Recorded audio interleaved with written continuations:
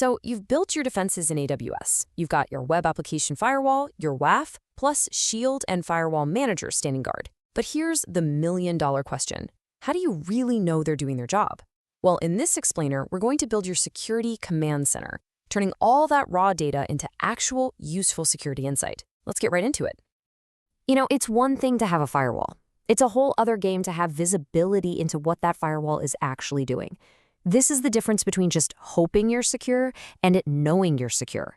We're not just talking about having guards on the wall. We're talking about giving those guards some high-powered binoculars and a radio. And that leads us right into our first section. Why even bother monitoring? The goal here is pretty simple. We want to move from that panicked, reactive mood into proactive control. Monitoring is what turns your security posture from pure guesswork into genuine, actionable insight. Okay, so before you touch a single tool, AWS says you've got to start with a plan. A really good plan just answers 4 basic questions. First, what are you trying to achieve? What are your goals? Second, what specific things are you going to be watching? Third, which tools are you going to use to do it? And finally, and this one is critical, who gets that urgent call when the alarm bells start ringing? Nailing these down first is the foundation for everything else.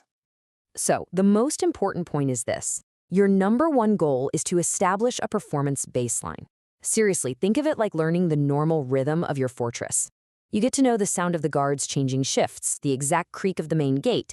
By storing that historical data, you learn what's perfectly normal for your applications. That way, the second something weird happens, like a sudden massive spike in blocked traffic, it sticks out like a sore thumb. All right, so we know why we're monitoring. Now, let's get into the what. Welcome to your AWS Monitoring Toolkit. The easiest way to think about these tools is in 2 main buckets. You've got your real-time scanners that tell you what's happening right now, and then you've got your detailed security tapes that let you rewind and see exactly what happened. Now, AWS gives you both automated and manual tools.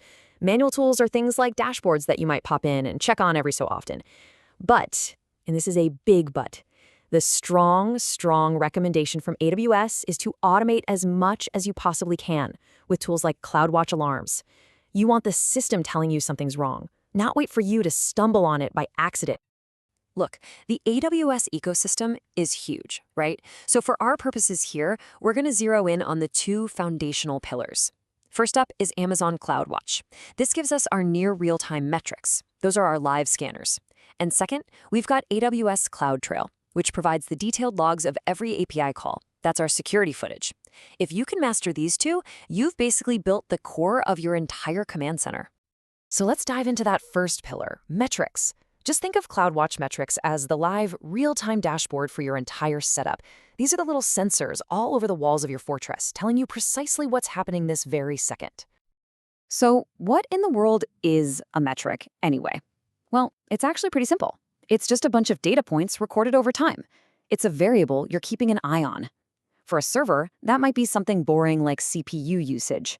But for our security fortress, it's stuff like the number of allowed requests, or even better, the number of blocked requests every minute. And this is where we can translate these kind of nerdy metric names into really simple, powerful questions. For AWS WAF, allowed requests just answers, is my normal good traffic getting through okay? Blocked requests? Well, that's your hero metric. A spike here is a good thing. It means your rules are actually working and defending you. Then you've got things like capture requests, which just confirms your smarter rules are doing their job. Now, for AWS Shield Advanced, the metrics get even more direct. They can tell you the size and shape of an attack, but there is one metric that is so important. It answers the single biggest question you could ever have. Am I under a DDoS attack right this second? And that metric, DDoS detected, absolutely deserves its own spotlight. And this just brilliantly shows you the power of a single number. For DDoS detected, the only values that matter are 0 or 1. If that metric flips from a 0 to a 1, that is the clearest, most direct signal you can get from AWS that a DDoS attack is happening. There's no gray area. It's on or off. And that is exactly why AWS says you should create an alarm that goes off the instant this value becomes anything other than 0. Okay, so metrics give us the what in real time. But what about the who, the when, and the where? For that, we need to turn to our second pillar, logs. This is your complete audit trail. This is the security camera footage you review after the fact to piece together exactly what went down. And you don't have to take my word for it because AWS defines it perfectly. CloudTrail provides a record of actions anytime a user or a role or some other AWS service does anything in your account, like, say, updating a WAF rule or deleting a protection. CloudTrail writes it down. It is your ultimate source of truth. I know. Log files can look super intimidating, right? Just a wall of text. But they're really just telling a story. Buried in all that data are a few key fields that give you the whole plot. Event name tells you what happened, source IP address tells you where it came from, and event time tells you exactly when. This is how you answer those critical questions like, hey, did someone change a security rule right before that incident? Who, what, where, when? It's all right there in the logs. Okay, so we have our real-time metrics from CloudWatch and our detailed audit logs from CloudTrail. Now it's time for the fun part. Let's bring it all together.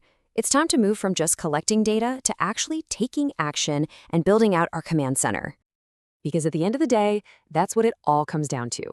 Data just sitting on a dashboard is passive. It's just information. Real security comes from turning that information into smart, automated action. So here it is, your action plan. 3 simple steps to build your command center. First, use that historical data to establish your critical baselines. For an e-commerce site, your normal number of requests might be 100 a minute at 3 a.m., but it could be 10,000 a minute during a flash sale. Second, build custom dashboards that only show the metrics that you actually care about. Cut through all the noise. And third, and this is the most important one, configure automated alarms. Set up notifications using a service like AWS's Simple Notification Service, SNS, to page someone the instant a key metric like DDoS detected crosses that line you've drawn in the sand. And with that, we're at the end. Your command center is designed, the tools are in place, your alarms are all set. Now the real work begins. So the question I want to leave you with is this: what's the first threat you're going to find? Thanks for watching.